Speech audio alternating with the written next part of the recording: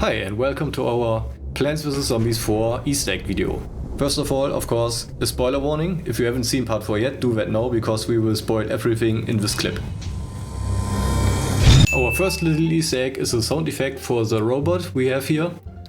We use the Stomper sound effects of the 8080s from Empire Strikes Back. I think it's rather fitting because it's the same concept of these large war machines marching forward and no one can stop them.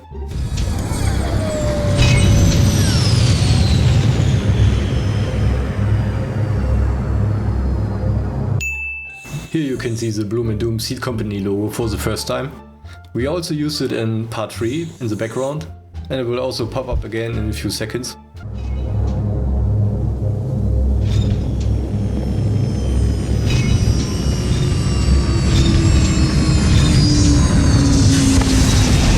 Here you can see the famous jumper plant. I had no real plan to integrate these plants in the story, but I really wanted to include them in the clip, so I put them just here in the background and in a later shot, just because I was so proud of actually making a 3D model of my own.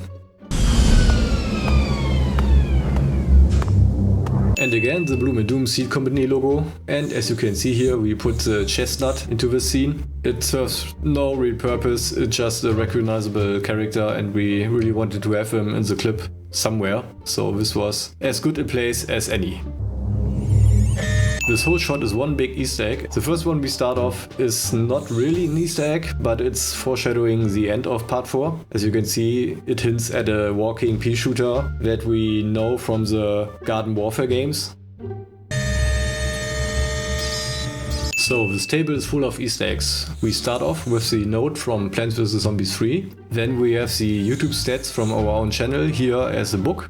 And in the background you can also see 2 Super Nintendo controllers. And in the foreground we have a stack of cards. This is the card we created for the original version of Plants vs Zombies 3. And of course, the one most of you have already found is the pre-alpha gameplay running on a smartphone. Yeah, we just took a screen grab from it and put it on here just for shits and giggles. Then on the right side we also have the famous Pixar lamp that you know from their intro. And somewhat hidden we have the arc reactor from Tony Stark as a stand-in model for whatever this thing is. Oh, and you might also recognize this button from Portal 2 below the arc reactor.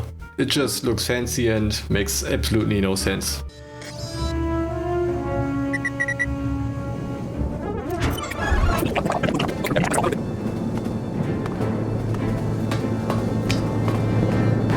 And now you also know when the far future actually is. And right next to it we have a photo of Crazy Dave. This is also from the never released original version of Plants vs Zombies 3. And left from it is the statue of Dr. Zombos we had in Plants vs Zombies 3.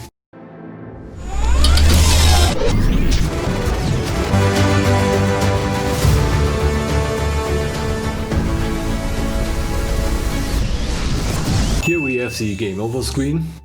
When you lose the game, the zombies ate your brain. And we have the graffiti. This is the same graffiti we used in part 3 of Plants vs Zombies.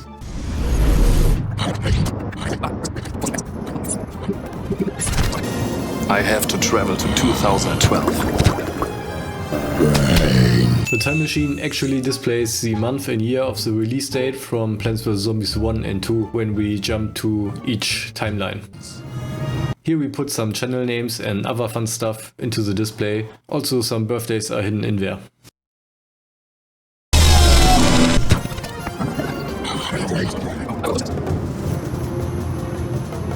This Easter egg is probably the most elaborate one. The miniature of the time machine is actually a live action shot of the model my dad built for his YouTube channel. This picture on the left is actually Crazy Dave's house from the Plants vs Zombies 2 trailer. This certificate on the right is also a screen grab from the trailer itself. And to make sure you don't give us any more shit about the mushroom being awake, we gave him a cup of coffee this time.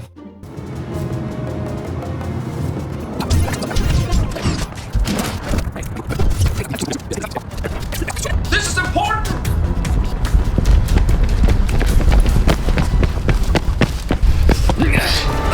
This next part I will play in super slow motion for you. I hope this helps.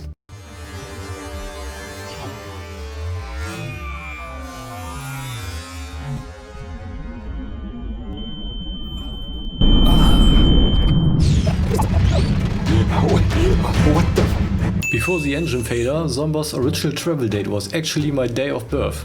Yeah, I'm that old. Oh no!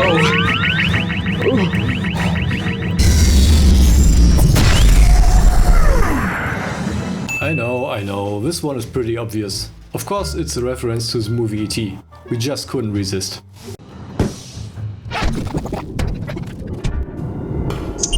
When do we know someone got lazy? When he starts to reuse assets in his project. This next one is another sound Easter egg. He used the famous door opening sound effect from the game Doom.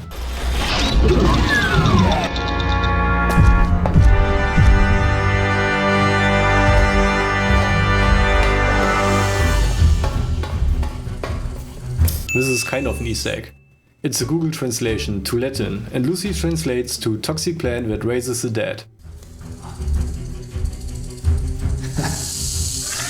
This little scene is inspired by the death scene of Dennis Nedry in Jurassic Park, complete with the rattling sound and the face spitting.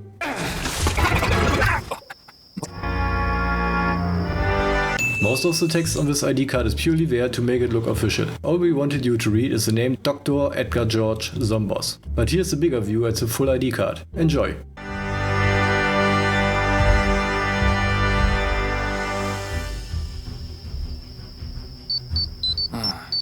Another sound Easter egg you just heard, the Power Rangers jingle.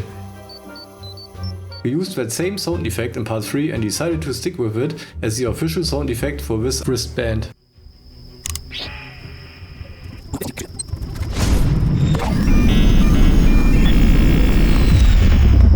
There might be a reason I stopped on this shot. Just make sure you watch this on the biggest screen you have available.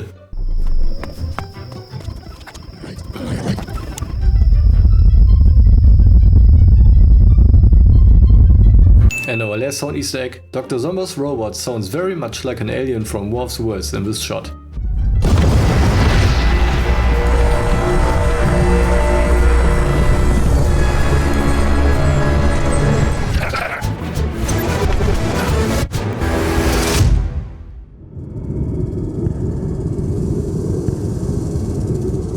The end screen actually hints at the importance of his plan for the next episodes.